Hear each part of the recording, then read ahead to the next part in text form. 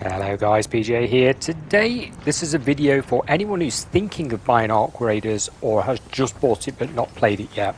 If you've already played the game, this one would only be relevant if you're going to wipe and start a brand new character, so start all over again. Now there's a couple of little things you can do when you first start this game that will benefit you early on.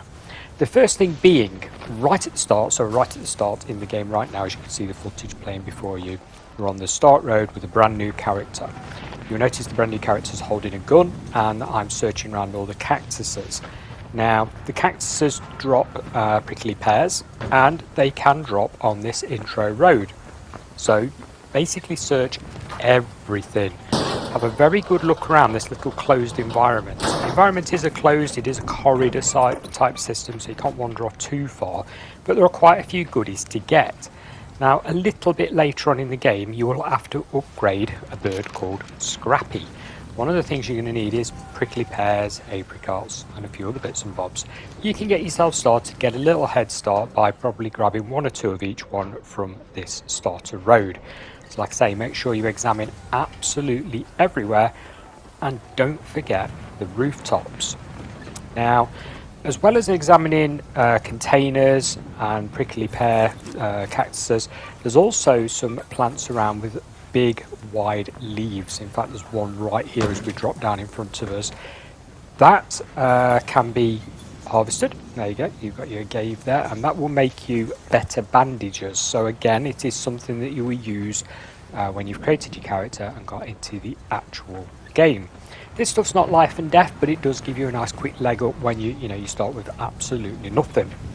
As you proceed down the path and you've gone through all the plants that could drop various fruits for you, I mean there's more cactuses here, there's nothing on any of these, but it just goes to show that they are around. There's a storm drain on the right hand side of the road. A lot of people seem to run straight past this and miss it.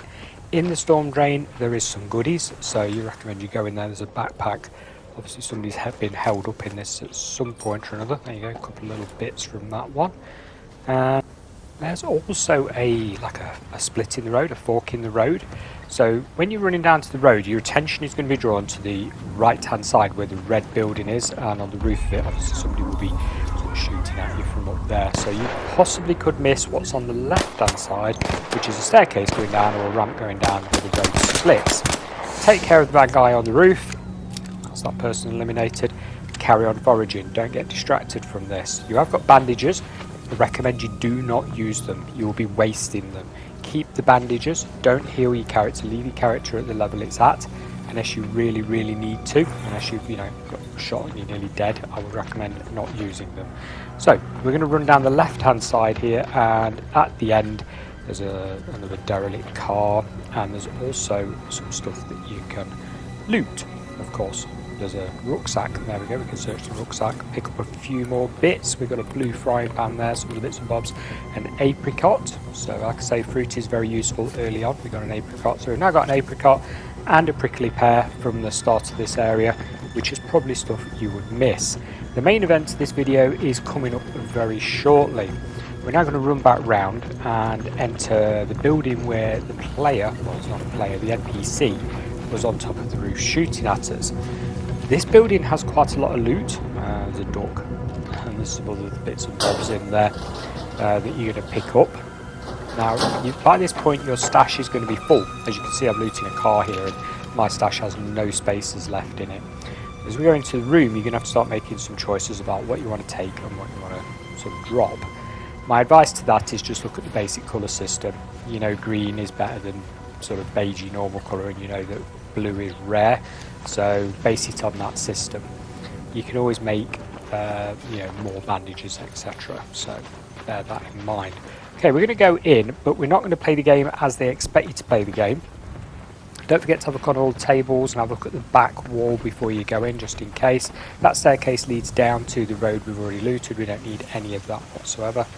But right at the back here, you never know, might be something. I've never seen anything there, I'm just saying it's worth checking. Okay, the game basically wants you to go straight ahead and follow around to the left, and there's a door there. Whatever you do not open that door yet. Have a good look round, search, loot things, decide what you're going to keep and what you're not going to keep. Items do stack, so metal parts there, for example, I'd already got metal parts, and it stacked on top of the metal parts I'd already got. Okay, once you've done having a look round, and don't forget the yellow duck, there's the yellow duck. These could be used as decoys, by the way, for the robots, the arcs later on in the game, or you can just have them sat on your display shelf, either of which are nice to have. It's your first duck, and they're not exactly super common, so you know you might want to pick that up and anything else you can get. But here's the key thing, guys. Once you've got everything out of here and you think, right, okay, I'm fully loaded, I've got everything I could possibly take, go up to the door area, don't breach the door, just go up to it and drop every single thing in your inventory, including, and this is going to sound a bit weird, including your gun. So your gun, your bandages, your grenades, your whole inventory, bullets, the whole lot. Drop absolutely everything in a pile in front of the door. Don't forget anything, because you're going to lose it if you forget anything. So we're going to go straight into inventory now, drop absolutely everything, get rid of it all, and then after that you can go and breach the door. Now there's a reason for doing this, guys. When you breach that door, it's going to trigger a mini cutscene, and the cutscene basically is you're going to get knocked out. The other raiders that are there are going to loot you. Yeah, so they'll be quite happy looting away, but you won't have anything on you to get looted. So where is all your stuff going to be when you wake up? You guessed it, right behind you where you dropped it on the floor. There's your pile, there's your stash pile on the floor, a couple of other bits lying around as well. Now we're going to loot the door. And you won't be able to pick everything up. There'll be slots left. Okay. There. If we get blown away, and this is a PvP, PvE game, so other raiders do blow you away quite frequently and steal absolutely everything you've spent scavenging ages for, so expect that to happen. And another tip is when you're extracting, there's some people that just sit on the extraction points instead of actually playing the game and just kill you for the stuff, so just beware. It is a PvP game, and serious tactics are involved, shall we say. Right, so we've got an empty inventory now because they've knocked us out. Theoretically, they've taken everything. You'll notice your health is really, really low. Do not heal. Do not use the bandages just yet. You will actually have to fight some robots, so you may need to heal enough to keep yourself alive while fighting those. And that's it. Go into the game with your free loot and enjoy. That's it, guys. Thanks for watching. Bye for now.